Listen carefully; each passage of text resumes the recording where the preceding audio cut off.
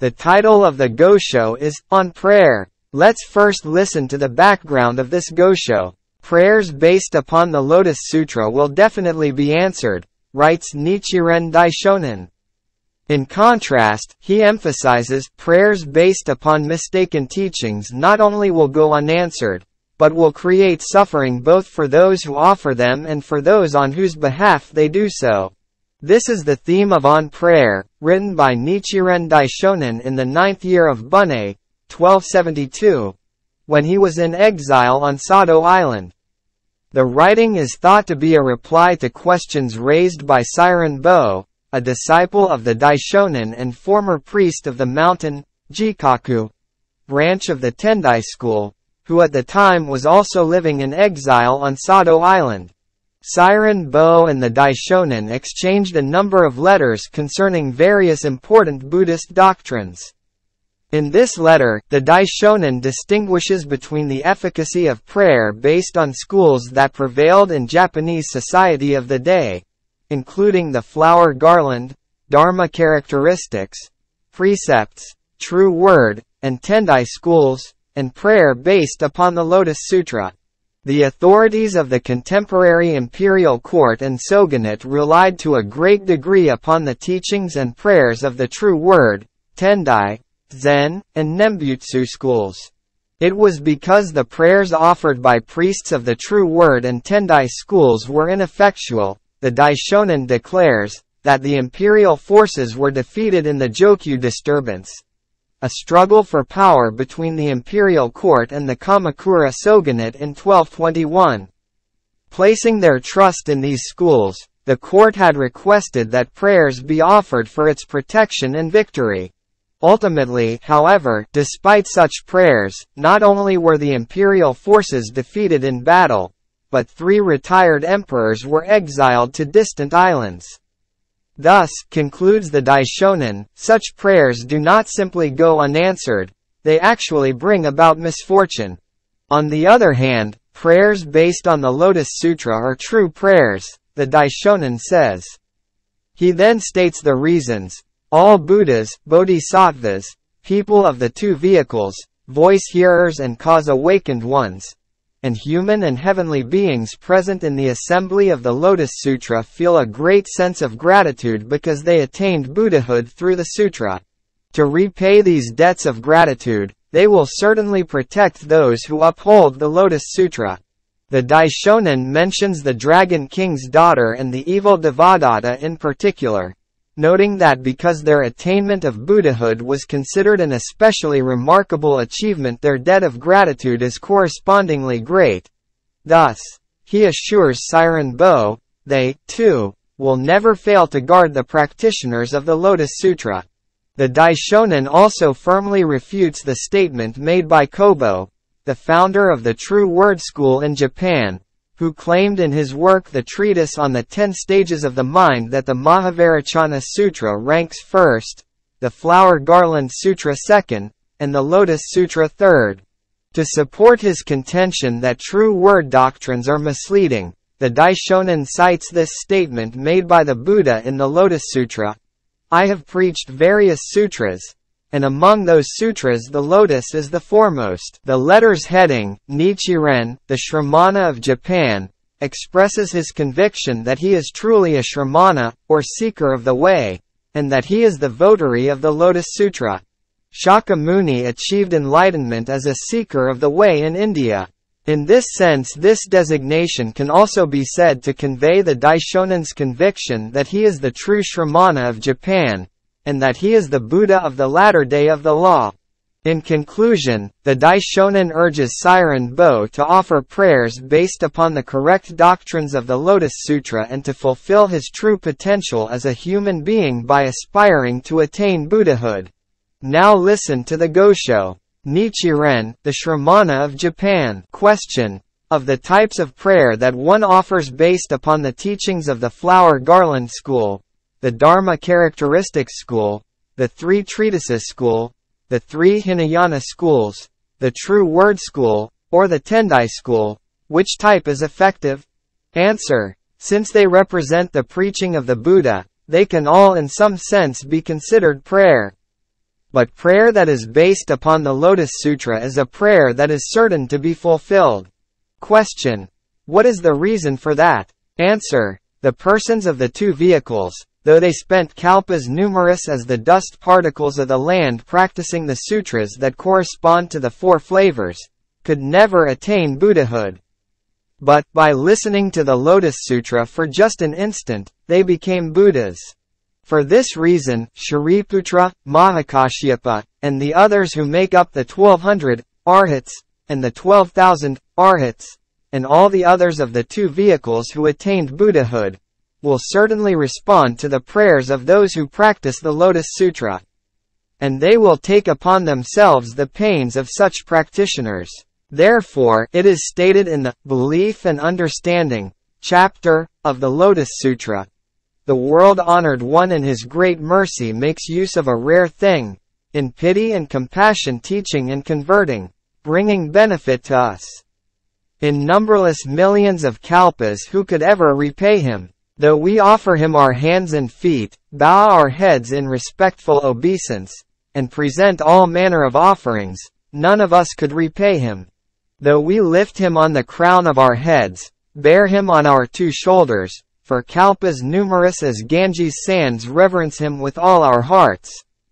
Though we come with delicate foods, with countless jeweled robes, with articles of bedding, various kinds of potions and medicines, with ox-head sandalwood and all kinds of rare gems, construct memorial towers and spread the ground with jeweled robes. Though we were to do all this by way of offering for kalpas numerous as Ganges sands, still we could not repay him. In this passage from the sutra, the four great voice-hearers, having heard the message of the simile and parable chapter and learned how they can become Buddhas, are expounding on how difficult it is to repay one's debt of gratitude to the Buddha and to the Lotus Sutra.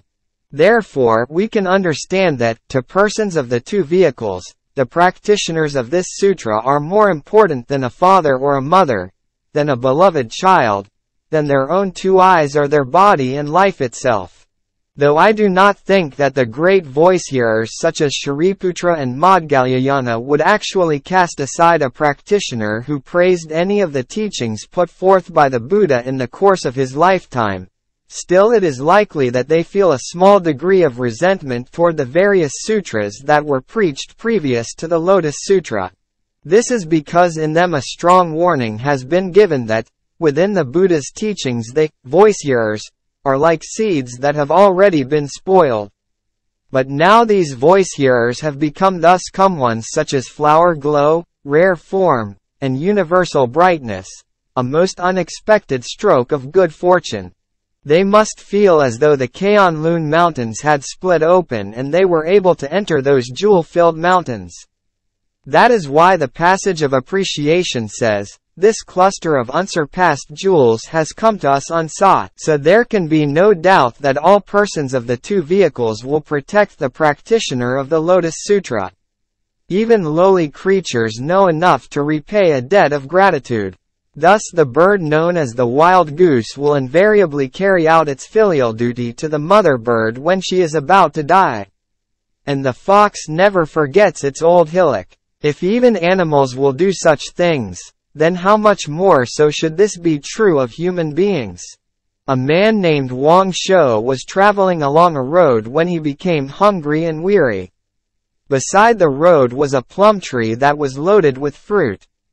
Wang Shou ate the fruit and thereby satisfied his hunger. But he said to himself, "I have eaten the fruit of this plum tree and thus restored my strength and spirits. It would not be right if I failed to repay this debt of gratitude." So saying, he took off his robe and hung it on the plum tree before going on his way. A man named Wang Yin was traveling along a road when he became thirsty. Crossing a river, he drank some of the water, and then he tossed a coin into the river as payment for the water he had drunk.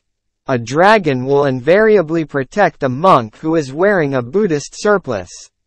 The reason is that a dragon once received a Buddhist surplice from the Buddha and, placing it around its beloved child in the dragon palace, was able to prevent the child from being eaten by Garuda birds. A Garuda bird will invariably protect one who acts with filial duty toward one's parents. Dragons would shake Mount Sumeru and eat the beloved chicks of the Garuda bird after they fell from their nests. But the Buddha instructed the Garuda bird to take the offerings of rice that Buddhist monks set aside from the alms given them by filial persons and to place these offerings on top of Mount Sumeru. In this way, the Garuda bird was able to prevent its chicks from being eaten by dragons. Heaven will invariably protect a person who observes the precepts and practices goodness. If people who are born into the human realm do not observe the precepts or practice goodness, then when they die, they will in most cases be reborn in the realm of the Asura. And if those in the realm of the Asura become very numerous, they will grow arrogant and will inevitably offend against heaven. However, if people who are born into the human realm observe the precepts and practice goodness, when they die, they will invariably be reborn in the realm of heavenly beings. And if those in the realm of heavenly beings become very numerous, the Asuras will be frightened and will not dare to offend against heaven. That is the reason why heaven invariably protects people who observe the precepts and practice goodness. Persons of the two vehicles are more excellent in the virtue gained from their observance of the precepts and more astute in wisdom than ordinary people in the six paths. Therefore, how could they possibly ever abandon those who practice the Lotus Sutra, since the Lotus Sutra is the means that has enabled them to attain Buddhahood? Moreover, although the bodhisattvas and ordinary people had practiced the teachings of the various sutras preached in the 40 and more years previous to the Lotus Sutra for a period of countless kalpas in order to become Buddhas, none ever succeeded in attaining Buddhahood. But they were able to attain Buddhahood by practicing the Lotus Sutra. And now these Buddhas of the worlds of the 10 directions are endowed with the 32 features and 80 characteristics that distinguish a Buddha, and are looked up to by living beings in the other 9 realms, just as stars cluster about the moon, as the 8 mountains surround Mount Sumeru, as the people of the 4 continents look up to the sun, or as common people look up to a wheel-turning king. And is the fact that these Buddhas are looked up to in this manner not due to the benefit and blessing of the Lotus Sutra? Therefore, in the Lotus Sutra the Buddha gives this warning. There is no need to enshrine the relics of the Buddha there. And the Nirvana Sutra says, what the Buddhas take as their teacher is the law. Therefore, the thus come one's honor, respect, and make offerings to it. In the passage from the Lotus Sutra, the Buddha is saying that his relics need not be enshrined in the stupa alongside the Lotus Sutra. And the passage from the Nirvana Sutra indicates that the Buddhas should honor, respect, and make offerings to the Lotus Sutra. The Buddhas, because they were enlightened by the Lotus Sutra, were able to attain Buddhahood. Therefore, if they should fail to preach the sutra to others, they would be withholding from others the seeds of Buddhahood and would be committing a fault. For this reason, the thus come one Shakyamuni made his appearance in this Saha world and prepared to preach it. But the devil king of the 6th heaven, otherwise known as the fundamental darkness, took possession of the bodies of all the people and caused them to hate the Buddha and impede his preaching. Thus the king known as Varudaka killed 500 people of the Shakya clan. Angulimala chased after the Buddha. Devadatta rolled a huge stone down on him. And Chincha, the daughter of a Brahmin, tied a bowl to her belly and claimed to be pregnant with the Buddha's child. The lord of a Brahmin city proclaimed that a fine of 500 ryo of gold should be levied against anyone who invited the Buddha into the city. As a result, the people of the city blocked the road with thorns, threw filth into the wells, built a barricade of spikes at the gate, and put poison in the Buddha's food, all because of their hatred of him. The nun Utpalavarna was murdered, Madgalyayana was killed by Brahmins of the bamboo staff school, and Kalodayan was buried in horse dung, all because of animosity toward the Buddha. Nevertheless, the Buddha managed to survive these various ordeals, and, at the age of 72, 42 years after he first began preaching the Buddhist teachings, at a mountain called Gridhrakuta northeast of the city of Rajagriha in central India, he began to preach the Lotus Sutra. He preached it for a period of 8 years. Then, on the bank of the Ahitavati river at the city of Kushinagara in eastern India, in the middle of the night on the 15th day of the second month, when he was 80 years of age, he entered nirvana. But before that, he had revealed his enlightenment in the form of the Lotus Sutra. Therefore, the words of this sutra are indeed the very soul of Shakyamuni, thus come one. And since every single word constitutes the soul of the Buddha, Shakyamuni thus come one will protect those who practice this sutra as though he were protecting his very own eyes. He will accompany them just as a shadow accompanies a body. How then could the prayers of such persons not be answered? During the first 40 and more years of the Buddha's teaching life, the various bodhisattvas had tried to attain Buddhahood through the sutras beginning with the Flower Garland Sutra, but they were unable to do so. But when the expedient means chapter of the Lotus Sutra was preached, announcing the concise replacement of the 3 vehicles with the 1 vehicle, then, the bodhisattvas seeking to be Buddhas in a great force of 80,000, as well as the wheel-turning kings, who come from 10,000s of millions of lands, all press their palms and with reverent minds wish to hear the teaching of perfect endowment.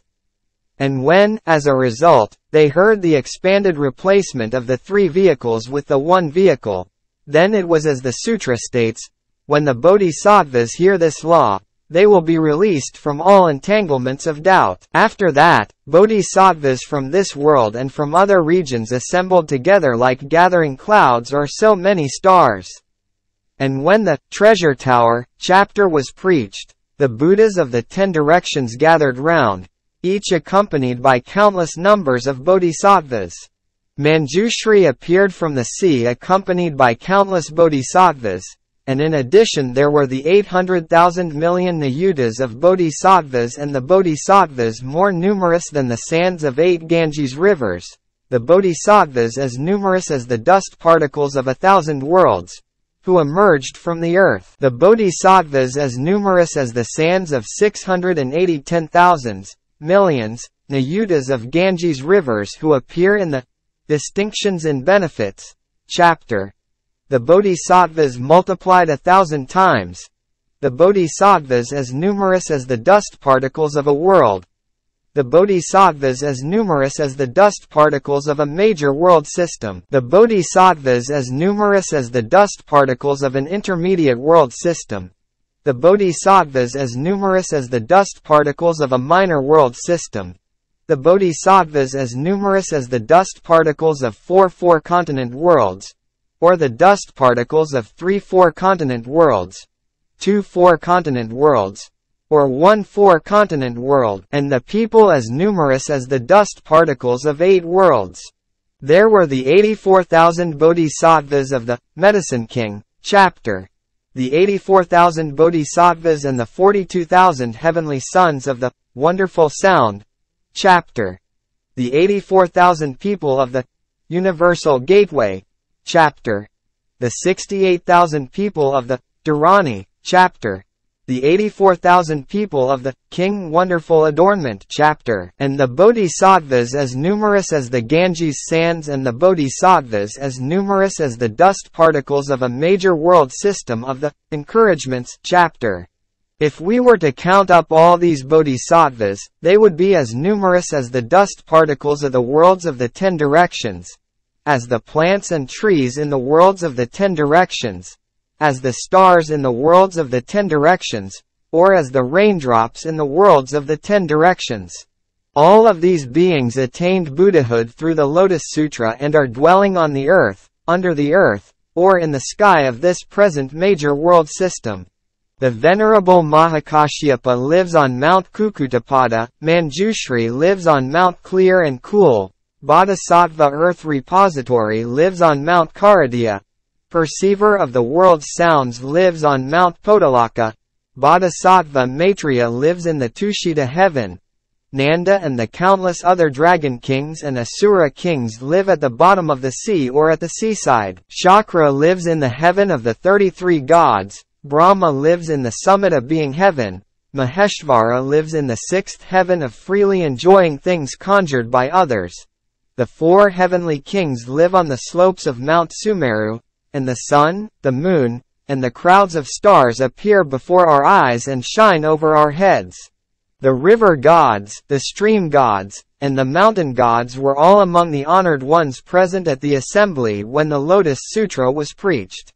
It has now been over 2200 years since the Buddha preached the Lotus Sutra. Human beings have a short lifespan, and therefore there are no persons alive today who have seen the Buddha with their own eyes. But in the heavenly realm the span of a day is long, and the beings there have long lives. As a result, there are countless heavenly beings still alive who have seen the Buddha and listened to him preach the Lotus Sutra. 50 years in the life of a human being is equivalent to no more than 1 day and 1 night in the lives of beings in the heaven of the 4 heavenly kings. And these heavenly beings, passing such days and nights, with 30 such days to a month and 12 such months to a year, live to be 500 years old. Therefore, 2200 or more years in the lives of human beings will be equivalent to only 44 days in the lives of beings in the heaven of the 4 heavenly kings. Hence, from the point of view of the deities of the sun and moon and the heavenly king Vaishravana, it has been only 44 days, or less than 2 months, since the Buddha passed away. And from the point of view of Shakra and Brahma, not even a month, not even an hour, has passed since the Buddha departed. In such a short time, how could these heavenly beings have forgotten the vow that they took in the presence of the Buddha, or the debt of gratitude they owe to the sutra that allowed them to attain Buddhahood, and thus abandon the practitioners of the Lotus Sutra? When we think of it in this way, we can feel greatly assured. Therefore, we know that the prayers offered by a practitioner of the Lotus Sutra will be answered just as an echo answers a sound, as a shadow follows a form, as the reflection of the moon appears in clear water, as a mirror collects dewdrops, as a magnet attracts iron, as amber attracts particles of dust, or as a clear mirror reflects the color of an object. Concerning the ways of the ordinary world, though a man may not be inclined to a certain act, if he is urged to it by his parents, his sovereign, his teachers, his wife and children, or his close friends, and if he is a person of conscience, he will overlook his own inclinations and will sacrifice his name and profit, and even his life, to perform that act. How much more earnest will he be, then, if the act is something that springs from his own heart? In such a case, even the restraints of his parents, his sovereign, or his teachers cannot prevent him from carrying out the action. Thus it was that a worthy man named Fan Yu Chai cut off his own head so that it could be presented to Ching Ko, and Kai Cha, having pledged to present his sword to the Lord of Shu, hung it on the Lord's grave. Similarly, at the gathering on Eagle Peak, the Dragon King's daughter attained Buddhahood in her present form. In the Hinayana Sutras, women were despised because they are hindered by the thick clouds of the 5 obstacles and bound by the strong cords of the 3 obediences. And in the Mahayana Sutras expounded in the first 40 and more years of the Buddha's preaching, women were rejected, since they were thought to be incapable of carrying out religious practice over many kalpas. Or though it had been stated that, the first time they conceive the desire to do so, they can attain enlightenment, this was indicated as a possibility in name only, with no actual examples to support it. So, in effect, the attainment of Buddhahood by women was denied. Thus, even a woman who was in the realm of human or heavenly beings had no hope of ever finding the way to become a Buddha. How much less hope was there for this woman, described in the Lotus Sutra, a humble being born among the creatures known as dragons, who had not yet reached maturity but was only 8 years old. And yet, contrary to all expectations, through the instruction of Manjushri, in the short space of time between the teacher of the law and Devadatta chapters. When the Buddha was preaching the Treasure Tower chapter, she attained Buddhahood in the midst of the ocean. This was a most wonderful happening. If it had not been for the power of the Lotus Sutra, the foremost among all the teachings of the Buddha's lifetime, how could such a thing have come about? Therefore, Miao Lo remarks of the event, the sutra here demonstrates its power by revealing that practice is shallow but the benefit that results is profound indeed. And because the dragon girl was able to attain Buddhahood through this sutra, how could she ever abandon someone who is a practitioner of the Lotus Sutra, even if she had not been admonished against it by the Buddha? Therefore, in the verse that she uttered in praise of the Buddha, she stated, "I unfold the doctrines of the great vehicle to rescue living beings from suffering." Her oath was the oath taken by her retinue, or all the creatures known as dragons, whose number is so vast that the mouth cannot express it, the mind cannot fathom it. The dragon king Sagara, though a lowly creature, cared profoundly for his daughter. Therefore, he took the finest treasure in all the great ocean, a wish-granting jewel, and had his daughter presented as alms to the Buddha, in recognition of the fact that she had attained Buddhahood in her present form. This jewel was equivalent in value to a major world system. Devadatta was the grandson of King Simahanu, the son of Shakyamuni Buddha's uncle, King Dronodana, and an elder brother of the Venerable Ananda. His mother was a daughter of the rich man Suprabuddha. He was thus a member of the family of a wheel-turning king and held a high social position in the southern continent of Jambudvipa.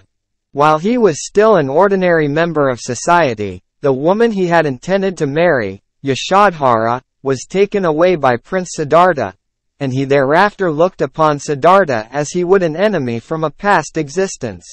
Later, he broke his ties with his family and joined the Buddhist order, but when there were large gatherings of human and heavenly beings, the Buddha would censure him, calling him a fool or one who eats the spit of others. In addition, being a man who cared deeply about fame and personal profit, he envied the attention that was paid to the Buddha. He then began observing the 5 ascetic practices in an attempt to appear more admirable than the Buddha. He pounded iron to make a 1,000-spoked wheel pattern, to imprint on the soles of his feet, gathered together fireflies to form a tuft of white hair between his eyebrows, and committed to memory 60,000 and 80,000 jeweled teachings. He erected an ordination platform on Mount Gayashirsha and lured many of the Buddha's disciples over to his side. He smeared poison on his fingernails and thus attempted to poison the feet of the Buddha. He beat the nun Utpalavarna to death and rolled a huge rock down on the Buddha, injuring the latter on the toe. He was guilty of committing 3 cardinal sins and, in the end, gathered about him all the evil men of the 5 regions of India and strove to harm the Buddha and his disciples and lay supporters. King Bimbisara was the foremost of the Buddha's lay supporters. Each day he dispatched 500 carriages, day after day supplying alms to the Buddha and his disciples.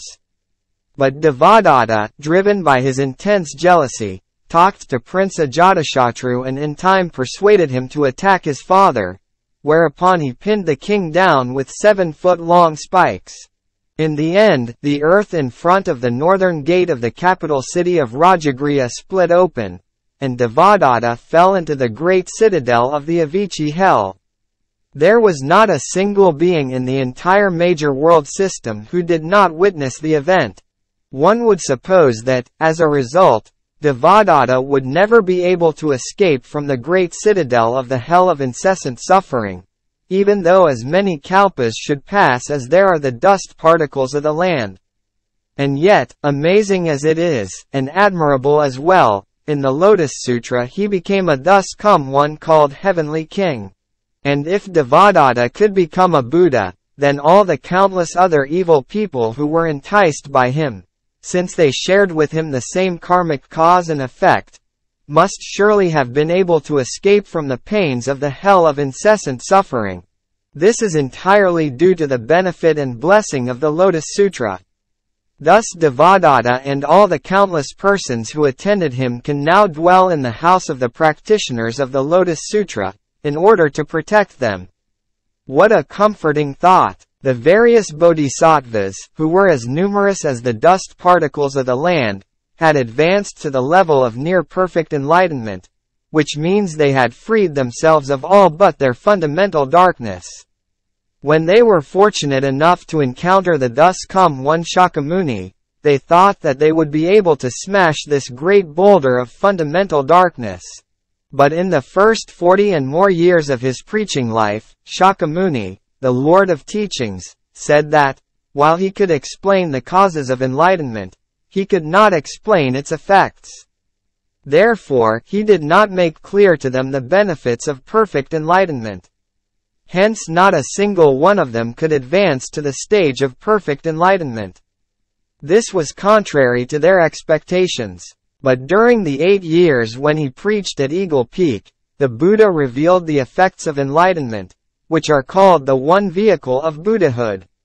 All the bodhisattvas thus advanced to the stage of perfect enlightenment, so that their enlightenment was equal to that of Shakyamuni thus come one. It was as though they had climbed to the very top of Mount Sumeru and could see in all 4 directions. All became bright and clear, as though the sun had appeared in the midst of a long night. Even if the Buddha had not instructed them to do so, could they have failed to resolve to spread the teachings of the Lotus Sutra or to take upon themselves the sufferings of its practitioners? Therefore, they made a vow, saying, "We care nothing for our bodies or lives but are anxious only for the unsurpassed way, never begrudging our bodies or lives," or, "We will preach this sutra far and wide." Furthermore, Shakyamuni Buddha, who is like a kind father, many treasures Buddha, who is like a loving mother, and the Buddhas of the 10 directions, who had appeared in order to add their testimony and who are like affectionate parents, were assembled together, so that it was as though 2 moons had come together, or 2 suns had appeared side by side. At that time the Buddha spoke 3 times in warning, saying, "So I say to the great assembly, after I have passed into extinction, who can guard and uphold, read and recite this sutra? Now in the presence of the Buddha let him come forward and speak his vow." Then the great bodhisattvas who filled 410,000 million niyutas of lands in each of the 8 directions bent their bodies, bowed their heads, and pressed their palms together, and all raised their voices in unison, saying, "We will respectfully carry out all these things just as the world-honored one has commanded." 3 times they cried out, not sparing their voices. How then could they fail to take upon themselves the sufferings of the practitioner of the Lotus Sutra? Fan Yu Chai gave his head to Ching Ko, and Kai Cha hung his sword on the grave of the Lord of Shu. In both cases they acted so as not to go back on promises they had made. If even these persons of China, a land far from the birthplace of Buddhism, could, because of a promise made to a friend, sacrifice their own lives or hang on a grave a sword that meant more to them than life itself, then how much more can one expect from the great bodhisattvas, who from the first have been beings of great compassion and have taken profound vows to undergo suffering on behalf of others? How could they ever cast aside the practitioner of the Lotus Sutra, even if the Buddha had not admonished them against doing so? What is more, it was through the Lotus Sutra that these bodhisattvas attained Buddhahood, and because the Buddha fervently admonished them concerning it, they took solemn vows in the presence of the Buddha. There can be no doubt, therefore, that they will aid its practitioner. The Buddha is the sovereign of the human and heavenly realms and the parent of all living beings. Moreover, he is the teacher who leads and opens the way. Though one may be a parent, if of humble station, one cannot at the same time assume the role of sovereign. And though one may be a sovereign, if not also a parent, one may inspire fear. And though one may be both a parent and a sovereign, one cannot be a teacher as well. The various Buddhas, other than Shakyamuni, since they are known as world-honored ones, may be regarded as sovereigns. But since they do not make their appearance in this Saha world, they are not teachers. Nor do they declare that, the living beings in it, the threefold world, are all my children. Thus Shakyamuni Buddha alone fulfills the three functions of sovereign, teacher, and parent. Nevertheless, during the first 40 and more years of his preaching life, Shakyamuni cursed Devadatta, censured the various voice-hearers, and refused to teach the bodhisattvas the doctrines pertaining to the fruits of enlightenment. Though people did not actually say so to others, they sometimes wondered in their hearts whether this Buddha was not in fact Papiyas, the devil king of the sixth heaven, so greatly did he trouble them. They continued to harbor these doubts for 40 and more years, until the preaching of the Lotus Sutra began. But then, during the 8 years at Eagle Peak, the treasure tower appeared in the air, and the two Buddhas sat side by side in it like the sun and the moon. The various other Buddhas ranged themselves over the ground like so many great mountains gathered together. The bodhisattvas who had emerged from the earth, as numerous as the dust particles of 1,000 worlds, ranged themselves in the air like so many stars, and the Buddha revealed the blessings that the various Buddhas enjoy as the result of their enlightenment. It was as though a storehouse of treasures had been unlocked and the contents presented to poor people, or as though the K'anlun Mountains, with all their riches, had broken open. During these 8 years, the people who were present at the assembly became profoundly aware of the rarity and wonder of these events. It was as if they were gathering up nothing but gems. The bodhisattvas, unbegrudging of their lives, unstinting with their words, vowed to do as the Buddha had encouraged them. Then, in the entrustment chapter, the thus come one Shakyamuni emerged from the treasure tower and closed its doors.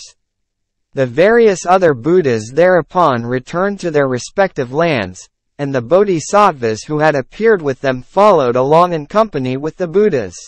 The people were feeling increasingly lonely, when the Buddha announced, 3 months from now I will enter nirvana. The announcement astounded them and made them feel even more forlorn. Having heard the Lotus Sutra, the bodhisattvas, persons of the two vehicles, and the other human and heavenly beings were all imbued with a deep sense of gratitude for the Buddha's compassion, and wanted to show the Buddha how willing they were to sacrifice their bodies and lives for the sake of the Lotus Sutra. How terrible it would be, they thought, their hearts in a turmoil, if the Buddha were to really enter nirvana as he said he would. At that time, on the 15th day of the second month, during the hour of the tiger and the hour of the hare, 3 o'clock to 7 a.m., when the Buddha was 80 years old, on the bank of the Ahitavati River at the city of Kushinagara in the country of Shravasti in eastern India, the Buddha's voice was heard announcing that he would pass into extinction. His voice radiated upward as far as the summit of being heaven and echoed abroad throughout the entire major world system. Eyes grew dim, and hearts sank. From throughout the 5 regions of India, its 16 great states, its 500 middle-sized states, its 10,000 small states, and its countless smaller states scattered about like grains of millet, the people gathered together, none having had time to prepare clothing or food, and without distinction as to class or status. Oxen and horses, wolves and dogs, eagles and vultures, gnats and gadflies, to the number of 52 different species, also gathered together. Those of any one species were more numerous than the dust particles of the land, to say nothing of the number of all 52 species together.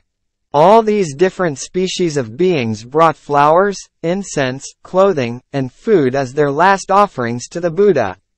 Their voices resounded, crying out that the jeweled bridge for all living beings was about to collapse, that the eye of all living beings was about to be put out, that the parent, sovereign, and teacher of all living beings was about to pass away.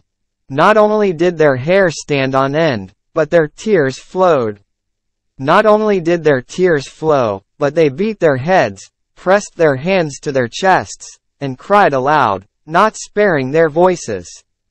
The blood of their tears and the blood of their sweat fell upon Kushinagara more heavily than a torrential rain and flowed more abundantly than a mighty river. All this they did solely because the Lotus Sutra had opened for them the way to Buddhahood, and they could never repay the debt of gratitude they owed the Buddha. Even in this scene of grief, there were those who declared angrily that the enemies of the Lotus Sutra should have their tongues cut out, that they should never be allowed to sit with the others in the assembly. Bodhisattva Kashyapa vowed that he would appear in the form of frost and hail in the lands of the enemies of the Lotus Sutra. At that time the Buddha raised himself slightly from his reclining position and praised him, saying happily, "Well spoken. Well spoken." The other bodhisattvas, guessing where the Buddha's wishes lay, supposed that if they declared their intention to attack the enemies of the Lotus Sutra this might prolong the Buddha's life a little, and one by one they vowed to do so. In this way the bodhisattvas and the heavenly and human beings called upon the enemies of the Lotus Sutra to appear, hoping that if they could fulfill the oath they had taken in the presence of the Buddha, then Shakyamuni Buddha as well as many treasures and the other Buddhas and thus come ones would understand that, faithful to the vow they had made before the Buddha, they would begrudge neither their reputations nor their lives in defense of the Lotus Sutra. One may ask why the results of these vows should be so long in appearing. And yet, though one might point at the earth and miss it, though one might bind up the sky, though the tides might cease to ebb and flow and the sun rise in the west, it could never come about that the prayers of the practitioner of the Lotus Sutra would go unanswered. If the bodhisattvas, the human and heavenly beings, the 8 kinds of non-human beings, the 2 sages, the 2 heavenly deities, and the 10 demon daughters would by some unlikely chance fail to appear and protect the practitioner of the Lotus Sutra, then above them they would be showing disdain for Shakyamuni and the other Buddhas, and below they would be guilty of deceiving the beings of the 9 realms. It makes no difference if the practitioner himself is lacking in worth, defective in wisdom, impure in his person, and lacking in virtue derived from observing the precepts. So long as he chants Nam Myoho Renge Kyo, they will invariably protect him. One does not throw away gold because the bag that holds it is dirty. One does not ignore the sandalwood trees because of the foul odor of the aranda trees around them. And one does not refuse to gather lotuses because the pond in the valley where they grow is not clean. If they ignore the practitioner of the Lotus Sutra, they will be going against their vow. Now that the former and middle days of the law are over, persons who observe the precepts are as rare as tigers in a marketplace, and persons of wisdom are harder to find than the horns of a chai-lin. While waiting for the moon to rise, one must rely upon a lantern, and when there are no true gems at hand, gold and silver must serve as jewels. The debt of gratitude one owes to a white crow may be repaid to a black crow, and the debt one owes to a sage priest may be repaid to an ordinary priest. So, if you earnestly pray that blessings be given to you without delay, how can your prayers fail to be answered? Question. When I examine the reasoning and the textual proofs you have presented above, I would have to say that, if there are a sun and a moon in the sky, if there are plants and trees on the earth, if there are day and night in this country of ours, then so long as the earth fails to turn upside down and the tides of the ocean continue to ebb and flow, there can be no doubt that the prayers of those who put faith in the Lotus Sutra will be answered in this world, and that they will enjoy good circumstances in their next existence. Nevertheless, during the past 20 years and more, the eminent leaders of the Tendai and True Word schools have in many cases offered prayers regarding important matters of state, but such prayers have by no means proved effective. Indeed, the prayers of these priests would seem to be even less effective than those of persons who support the teachings of non-Buddhist scriptures. This sets me to wondering if the pronouncements of the Lotus Sutra are in some way false, if the actions of the practitioners of the sutra are to blame, or if the time or the people's capacity is not appropriate for such actions. and this puts me in doubt regarding my future existence. But leaving that point aside for the moment, I am told that you were a disciple of the priests of Mount Hiei. They say that the offenses of the fathers are visited upon the sons, and those of the teachers are visited upon the disciples.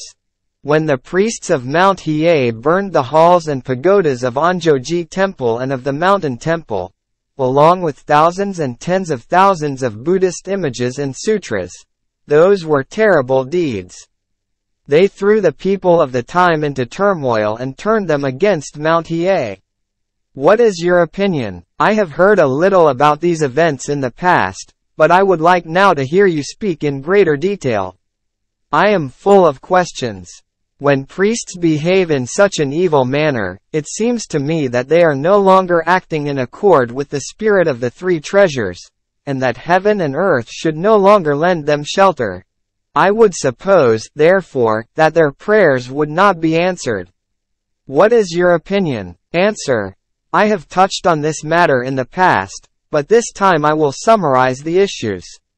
This is a matter of vital concern to the country of Japan, and because many people fail to understand it, they create negative karma through their words. First of all, as to the origin of the temple on Mount Hiei, it was founded by the great teacher Dengyo in the reign of Emperor Kammu, some 200 years after Buddhism was introduced to this country. Earlier, Prince Shotoku had declared that Kyoto, which was later to become the capital, appeared to be highly suitable for the royal residence. But the actual founding of the capital at that location was delayed until after the Tayante, or Tendai, school had been introduced to Japan. According to the records of Prince Jogu, or Shotoku, the prince stated, 200 or more years after my passing, the Buddhist law will spread throughout Japan. Later, in the Enryaku era, 782–806, the great teacher Dengyo founded the temple on Mount Hiei, and Emperor Kammu established the capital Heiankyo. Thus the prophecy of Prince Shotoku was fulfilled. In this way the mountain temple and the royal house were like the pine and the cypress, and resembled the orchids and the grasses. When the pine withers, the cypress, too, is bound to wither, and when the orchids wilt, the grasses wilt as well. Thus it seemed that the prosperity of the royal reign brought joy to the mountain temple, and that the decline of royal power brought sadness to the mountain. And now that the world has changed, and power has passed to the government in the Kanto region, what must be their thoughts? In the third year of the Jokyu era, 1221, the year with the cyclical sign Kanoto Mi, on the 19th day of the fourth month, around the time of the disturbance between the court and the barbarian warriors, by command of the retired emperor of Oki, altars were set up, and 15 secret ceremonies were carried out for the first time by 41 practitioners of such secret ceremonies in an attempt to overcome the Kanto government through the power of incantation. These ceremonies included the one-character gold wheel ceremony, carried out by the administrator of priests Jien, the Tendai chief priest, and 12 attendant priests at the command of imperial regent Motomichi, the ceremony of the four heavenly kings, carried out by the imperial administrator of priests of Jokoji Temple, Shinsho, with 8 attendant priests at Hirose Palace. At the command of Lady Shumaimanin, the ceremony of the Wisdom King Immovable, carried out by the administrator of priests Joho and 8 accompanying priests at the command of Lord Kazanin Zemin, Fujiwara Tadatsun, the Great Awesome Virtue Ceremony, carried out by the administrator of priests Kangen with 8 accompanying priests at the command of Lady Shichijoin. The ceremony of the Wheel-Turning King, carried out by the administrator of priests Jokin with 8 accompanying priests at the command of the same person as above. The 10-altar Great Awesome Virtue Ceremony, carried out by 10 priests. The administrator of priests Kakucho, the Dharma Seal Shunsho, the Dharma Seal Aishin, the Dharma Seal Goen, the supervisor of priests Yuan, the administrator of priests Jikin, the supervisor of priests Kenjo, the supervisor of priests Sensen, the supervisor of priests Gyoen, and the Dharma Jikaku, along with 6 attendant priests each, carried out for the most part at the main temple building. The ceremony of wish-granting wheel, carried out by the administrator of priests Myakoin with 8 accompanying priests at the command of Lady Gishumanin, and the ceremony of the heavenly king Vaishravana, carried out by the administrator of priests Jojuin, Ryosen, of Mi with 6 accompanying priests at the command of Shichen. And there were also objects of devotion that were fashioned in a single day. The secret ceremonies based on them included the ceremony of the Wisdom King craving filled of the prescribed method, carried out by the head of Ninna-ji Temple and Shishin Den Palace from the 3rd day of the 5th month and for the following 14 days. The ceremony of Bun'ei, carried out by the administrator of priests Daijo for 21 days. The ceremony of the 6 characters, carried out by the supervisor of priests Kaiga. The ceremony of the Wisdom King craving filled, carried out by the administrator of priests Kangen for 7 days. The ceremony of immovable, carried out by Kanjuji Temple's administrator of priests with 8 accompanying priests, all holding supervisory posts in the priesthood. The Great Awesome Virtue Ceremony, carried out by the administrator of priests Aki, and the ceremony of the Boy Diamond Pounder, carried out by the same person. This completes the list of the 15 ceremonies performed before altars. On the 15th day of the 5th month, Iga Taro Hogan Mitsusu was attacked and defeated in the capital. On the 19th day of the same month, word of this reached Kamakura. When the news arrived in the capital that a large force of troops had been dispatched on the 21st day to attack the capital, the remainder of the ceremonies were performed, beginning on the 8th day of the 6th month. These consisted of the ceremony of the Honorable Star King, performed by the administrator of priests Kakucho, the ceremony of the Wisdom King Great Commander, performed by the supervisor of priests Zo, the ceremony of the 5 altars, performed by the administrator of priests Daijo, the Dharma Seal Aishin, the supervisor of priests Zensen, the supervisor of priests Yuan, and the supervisor of priests Gyoen, and the ceremony of the Protection Sutra, presided over by the head of Ninna-ji. It was the 2nd time this ceremony was performed in our country. On the 21st day of the 5th month, the governor of Musashi started for the capital on the Tokaido Road, while the leader of the Genji clan of Kai set out on the Tosando Road, and Lord Shikibu advanced via the Hokuriku Road. On the 5th day of the 6th month the defending forces at Otsu were defeated by the Genji of Kai, and on the 13th and 14th days of the 6th month the 2 sides engaged in battle at the Uji Bridge. On the 14th, the defenders of the capital suffered defeat, and on the 15th of the same month, the governor of Musashi entered the Rokuho headquarters along with his men. On the 11th day of the 7th month the retired emperor Gotoba was banished to the island province of Oki.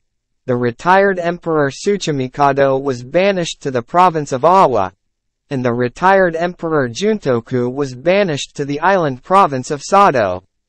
In addition, 7 members of the court were put to death.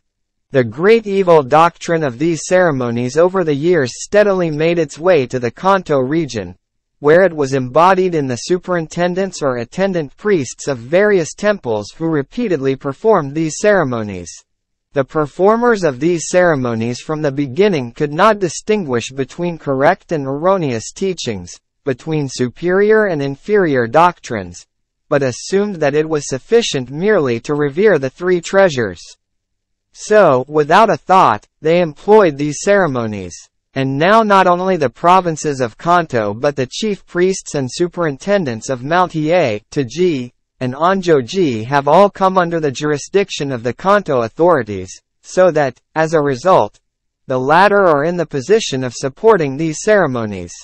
Question: why do you insist upon referring to the true word teaching as an incorrect doctrine?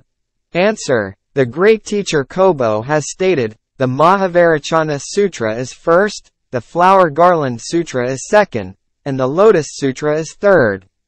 But one should examine this ranking carefully. In what sutra did the Buddha discuss the relative worth of these three sutras and deliver this judgment? If there is in fact a sutra that declares that the Mahavajrayana Sutra ranks first, the Flower Garland second, and the Lotus third, then we should accept that statement as true. But if there is no such passage, then it is not possible to accept this assertion. The Lotus Sutra states, "Medicine King, now I say to you, I have preached various sutras, and among those sutras the lotus is the foremost." Here the Buddha is referring to all the teachings that he has expounded and stating that among these the lotus ranks in first place. The Buddha's preaching and the writings of the great teacher Kobo are as much at variance with each other as are fire and water. We should investigate and clarify this matter. Over a period of several hundred years, ordinary priests and high-ranking priests have studied the writings of Kobo, and eminent and humble, high and low, have put their faith in them and honored the Mahavajrayana Sutra as the foremost among all the sutras.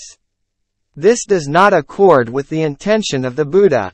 Thoughtful persons should examine the matter with great care, for if we put faith in writings that do not accord with the intention of the Buddha, how can we hope to attain Buddhahood? And if we follow such writings in offering prayers for the nation, how can we fail to bring about misfortune? Moreover, Kobo writes, the Buddhist teachers of China vied with one another to steal the gi. The meaning of this statement is that the great teacher Tiantai and others stole the gi of the true word teachings and called it the gi of the Lotus Sutra. This statement is the most important point. When the great teacher Tiantai applied the simile of gi to the Lotus Sutra, basing himself on a passage in the Nirvana Sutra, he declared that among all the sutras the Lotus Sutra is worthy to be compared to gi. The true word teaching was introduced to China from India 200 years or more after the time of Tiantai. How then could Tiantai possibly have stolen the gi of the true word teaching and called it the gi of the Lotus Sutra? Of all strange events, this would be the strangest. What evidence is there then for calling persons who lived 200 years or more before the true word teaching was even introduced to China thieves? Are we to put faith in these writings of the great teacher Kobo? Or are we to put faith in the Nirvana Sutra where the Buddha likens the Lotus Sutra to gi? If we are to regard the great teacher Tiantai as a thief, then how are we to interpret this passage in the Nirvana Sutra? And if we accept the passage in the Nirvana Sutra as reliable and conclude that the writings of Kobo are incorrect, then what are we to think of people who put faith in such erroneous teachings? All I can say is that one should compare the writings of the great teacher Kobo and the pronouncements of the Buddha, and then put one's faith in the one that proves to be correct. Question. I am still in doubt. The Mahavajrayana Sutra represents the teaching expounded by the thus come one Mahavajrayana. And if that is so, then to use the teaching expounded by Shakyamuni Buddha to attempt to controvert the teaching expounded by the thus come one Mahavajrayana is surely not at all in accord with reason, is it? Answer. Who were the parents of the thus come one Mahavajrayana? And in what country did he appear when he expounded the Mahavajrayana Sutra? Even if he had simply appeared in the world without parents, then in what sutra is it mentioned that such a Buddha would appear in the world to expound his teaching during the 5,670 million years between the passing of Shakyamuni Buddha and the appearance of Maitreya, the compassionate honored one? If there are no passages of proof, then who would put faith in such an assertion? The true word doctrines are full of mistaken assertions of this kind, which is why I spoke of them as an erroneous teaching. The list of errors is all but inexhaustible. I have done no more than give one or two examples. In addition to the true word, the authorities rely on the Zen and Nembutsu schools. These doctrines all represent provisional teachings of the type set forth before the truth had been fully revealed. They are not the tenets that lead to the attainment of Buddhahood, but rather will create karma that condemns one to the hell of incessant suffering. Persons who practice them are guilty of slandering the law, so how could their prayers possibly be answered? One who is a ruler of a nation has become so because in the past he upheld the correct teaching and served the Buddha. It is through the calculations of the heavenly kings Brahma and Shakra, the gods of the sun and moon, the four heavenly kings, and others that all rulers, great and small, succeed in acquiring their districts and domains. Thus the sutra says, "Now when I use the 5 types of vision to clearly perceive the 3 existences, I see that in their past existences all the rulers served 500 Buddhas, and that is the reason that they were able to become emperors and sovereigns. But if one turns one's back on the Lotus Sutra and follows the erroneous teachers of the true word, Zen, and Nembutsu schools, then although one may carry out all kinds of good deeds, these will never accord with the will of the Buddha and will go against the intention of the gods." One should give very careful thought to this matter. It is a rare thing to be born as a human being.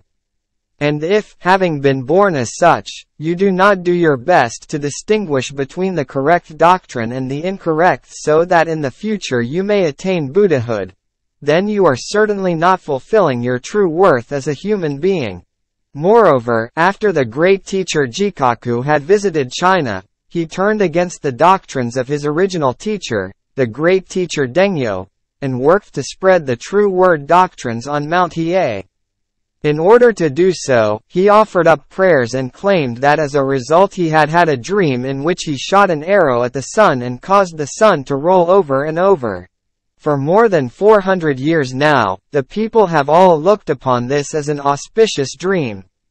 But in a country such as Japan, it is in fact a dream of particularly ill omen. King Cho of the Yin dynasty shot an arrow at the sun, and as a result he perished. Even though this dream is a matter associated with the reincarnation of a Buddha, you should ponder it very carefully. In response to your questions, what I have touched on here is like a mere hair from the hides of 9 head of cattle.